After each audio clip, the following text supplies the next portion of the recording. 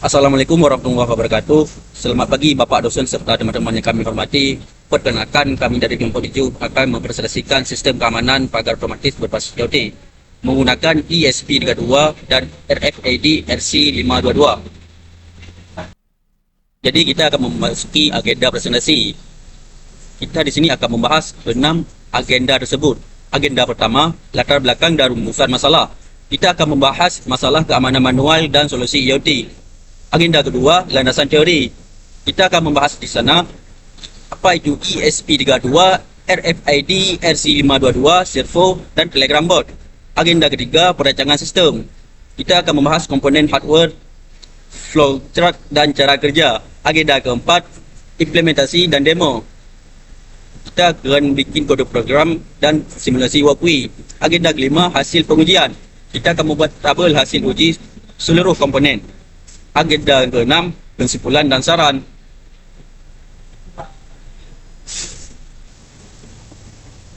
Dan rumusan masalah dan tujuan. Pertama, bagaimana merancang sistem keamanan pagar otomatis berbasis IoT menggunakan ESP32, yaitu dengan cara merancang dan membangun sistem keamanan pagar otomatis berbasis IoT dengan ESP32. Kedua, bagaimana mengintegrasikan modul RFID RC522 sebagai media identifikasi pengguna dengan cara mengimplementasikan teknologi RFID RC522 sebagai sistem autentikasi pengguna. Ketiga, bagaimana mengendalikan motor servo sebagai mekanisme buka tutup pagar otomatis dengan cara mengendalikan motor servo SG90 sebagai aktuator buka atau tutup pagar secara otomatis. Keempat, bagaimana menerapkan LED dan buzzer sebagai indikator status akses pengguna dengan cara mengimplementasikan LED dan buzzer sebagai indikator visual dan suara kondisi sistem. Kelima, bagaimana mengirimkan notifikasi real-time ke Telegram saat terjadi aktivitas akses dengan cara menguji seluruh komponen sistem untuk memastikan fungsionalitas dan integrasi berjalan baik. Baiklah, selanjutnya saya akan menjelaskan tentang landasan teori. Internet of Things atau IoT adalah konsep jaringan perangkat elektronik yang sering terhubung via internet untuk bertukar data dan melakukan pengendalian otomatis. Pada proyek ini, IoT diwujudkan melalui koneksi Wi-Fi ESP32, web dashboard, dan telegram bot. Selanjutnya itu ESP32 DevKit F4, microcontroller buatan Perceived System dengan prosesor 2 core Extensa LX6 240MHz. RAM 520 KB, Wi-Fi 802 11 dBm, Bluetooth 4,2 dan 34 bit GPU berfungsi sebagai pusat kendali seluruh sistem. Selanjutnya yaitu RFID RC522, modul pembaca kartu RFID berbasis frekuensi 13,56 MHz, menggunakan antarmuka SPI. Setiap kartu dan tank memiliki unit 4 bit. Jarak baca 3/5 cm, dikembangkan oleh NXP Semiconductor. Selanjutnya yaitu motor servo SP50, adalah aktuator putar dengan kontrol posisi sudut presisi 0 derajat sampai 180 derajat melalui sinyal PWM 50 Hz. Torsi 1,8 kg atau cm pada tegangan 5 V. Pada sistem ini bergerak jika 0 derajat tertutup dan 90 derajat buka pegar. Selanjutnya yaitu LED atau buzzer. LED hijau GPU 2 menyala saat akses diterima. LED merah GPU 4 menyala plus buzzer GPU 27 berbunyi 3 kali saat akses ditolak. Register 220 dipasang seri untuk membatasi arus LED. Selanjutnya yaitu Telegram bot. Layanan otomatis Telegram berbasis HTTP API yang diintegrasikan menggunakan library Universal Telegram Bot. Notifikasi dikirim ke chat atau ID pengguna setiap ada event akses RFID maupun kontrol web. Selanjutnya yaitu perancangan hardware. Pada slider ini ditampilkan konfigurasi hardware dan software yang digunakan pada sistem Smart Gate berbasis ESP32. Konfigurasi pin ESP32. ESP32 menjadi pusat pengendali semua komponen, yaitu RFID RC522 terhubung menggunakan komunikasi SPI, yaitu terdiri dari SDA atau SS, SDK, MOSI, dan MISO, ditambah pin RST. Protokol SPI dipilih karena proses komunikasi datanya cepat dan stabil. motor servo SE90 dihubungkan ke GPU 13 sebagai pin PWN untuk mengatur sudut servo saat membuka atau menutup pagar. LED hijau digunakan sebagai indikator akses berhasil, sedangkan LED merah sebagai indikator akses ditolak. Buzzer berfungsi memberikan notifikasi suara ketika kartu berhasil atau gagal dibaca. Selanjutnya yaitu perangkat lunak. Untuk pemrograman digunakan Arduino IDE dan simulasi menggunakan Huawei MFRC522 untuk membaca kartu RFID, ESP32 servo untuk mengendalikan motor servo, Wi-Fi atau web server agar ESP32 dapat diakses melalui dashboard web, Universal Telegram Bot atau Wi-Fi Client Server untuk mengirim notifikasi ke Telegram secara aman. Jadi selanjutnya saya akan melanjutkan dari slide teman saya, yaitu slide tentang bagaimana cara kerja sistem yang kami buat ini. Pada slide ini kami menjelaskan bagaimana alur kerja sistem keamanan pagar otomatis. Sistem memiliki dua cara, yaitu mengontrol pagar. Yang pertama yaitu menggunakan kartu RFID, yaitu melalui web dashboard. Saat kartu RFID yang ditempelkan ke RC522, nanti sensor akan baca UID atau identitas unik dari kartu tersebut yang kita daftar. Kemudian mengirimnya ke ESP32. Nanti ESP32 akan mencocokkan UID-nya dengan data yang telah terdaftar. Jika UID sesuai, nanti dia akan menyala dengan lampu hijau. Buzzer berbunyi satu kali dan servo bergerak ke posisi 90 derajat sehingga pagar terbuka. Dan notifikasi akses dikirim ke Telegram. Namun jika UID-nya tidak sesuai, lampu merah akan menyala dan buzzer nanti akan berbunyi 3 kali. Servo tetap di posisi 0 derajat sehingga pagar tidak terbuka, yaitu tertutup. Dan nanti Telegram akan mengirim notifikasi bahwa akses tersebut ditolak. Selain menggunakan RFID, pagar ini juga dapat dikontrol melalui web dashboard. Setelah tombol buka atau tutup ditekan, ESP32 akan menjalankan perintah tersebut memperbarui status sistem. Kemudian sistem ini juga memiliki fitur yaitu auto close timer, yaitu waktu untuk pagarnya tertutup secara otomatis.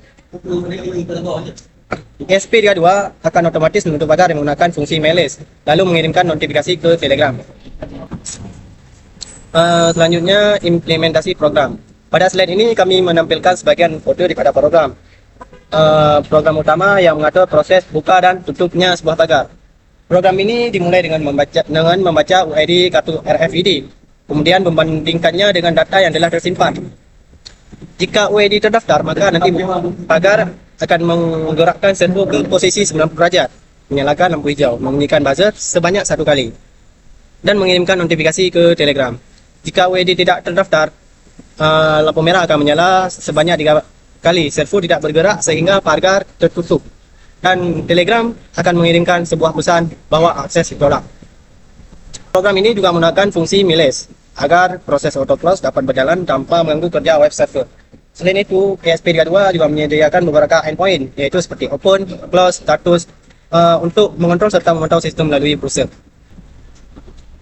Selanjutnya yaitu web dashboard. Web dashboard selain ini menampilkan web dashboard yang digunakan untuk memantau dan mengontrol sistem.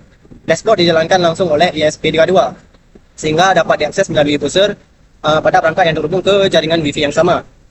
Nah, pada dashboard ini ditampilkan informasi seperti status akses, status pagar, UID kartu terakhir yang terbaca, serta alamat IP ESP32. Selain itu, terdapat animasi pagar yang berubah secara real time, yaitu mengikuti posisi motor servo. Pengguna juga dapat membuka atau menutup pagar melalui tombol yang tersedia pada dashboard. Setiap perubahan status akan langsung diperbarui dan dinotifikasi juga ke sebuah Telegram, sehingga pengguna dapat memantau kondisi pagar secara real time. Baik, selanjutnya saya akan jelaskan hasil pengujian sistem.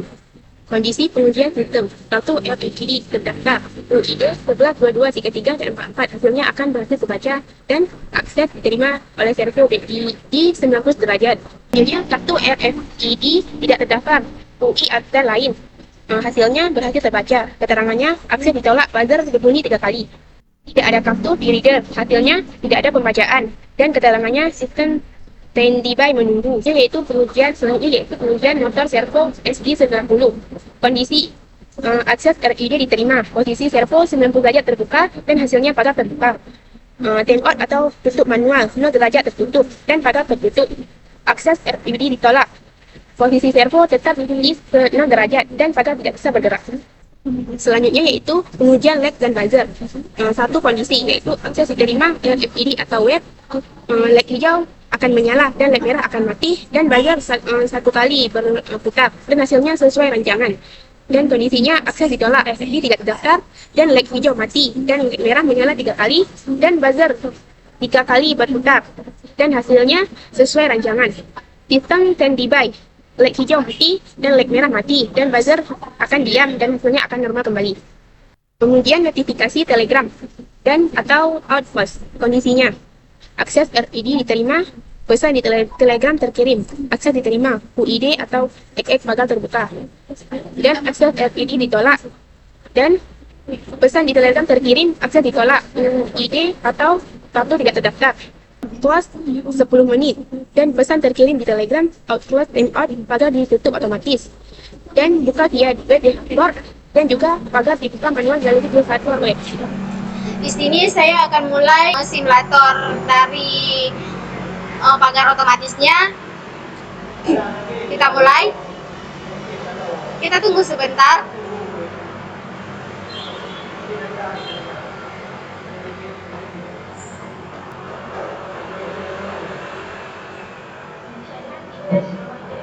Di sini alat yang kita gunakan yang pertama ada servo untuk membuka dan menutup pagar, buzzer untuk suara pagar terbuka, pagar tertutup atau akses ditolak. Dan di sini yang paling kita butuhkan yaitu RFID dan ada 2 LED merah untuk akses ditolak, LED hijau untuk akses terbuka. Di sini notifikasi dari Telegram bahwa sistem pagar RFID sudah aktif. Kita mulai masuk ke webnya.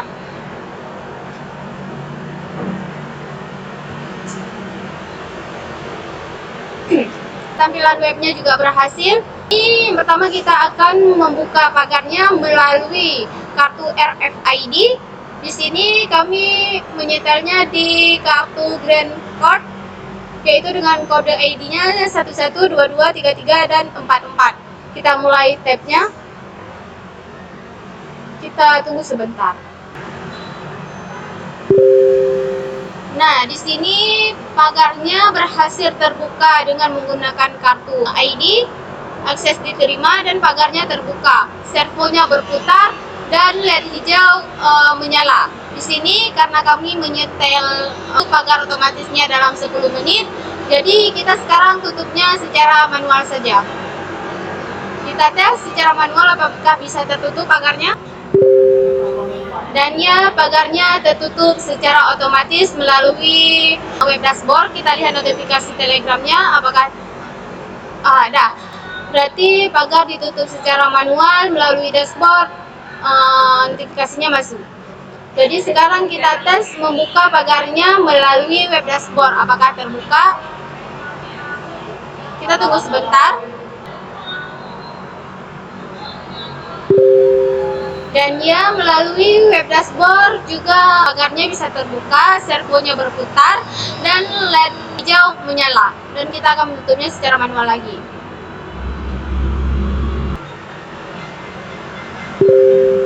Dan ya, pagarnya tertutup. Kita lihat notifikasi dari telegramnya juga.